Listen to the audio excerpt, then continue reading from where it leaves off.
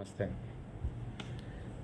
ఈ అచ్చోసిన ఆంబోతుగాడు దూడపేదాలోడు పోతిన మహేష్ గాడు మళ్ళీ వచ్చాడండి. వచ్చి మీడియా ముందు కూర్చొని బోండా ఉమా గారు అడిగిన ప్రశ్నకి మీకు అంత కోపం ఎందుకు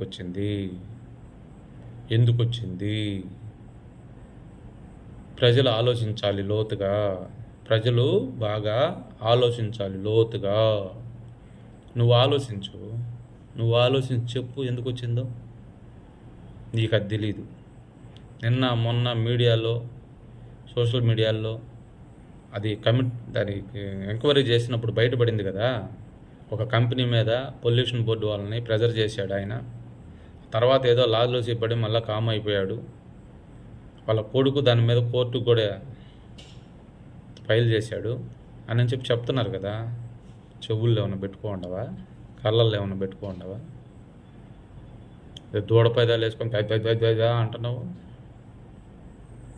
నిన్ను జనసేన పార్టీలో చేర్చుకొని నిన్ను పోషించి ఊరి మీద వదిలిపెట్టిన ఆంబోతులాగా పెంచి పెద్దోడిని చేసి, ఏదైతే ఆంబోతు పెద్ద ఈ కొవ్వు పట్టిన తర్వాత రోడ్ల మీద తిరిగే వాళ్ళ మీద తిరగబడతాయి, ఎవరైతే అన్నం పెట్టారో వాళ్ళ మీద తిరగబడుతుందో ఆ విధంగా నువ్వు జనసేన పార్టీ మీద తిరగబడుతున్నావు.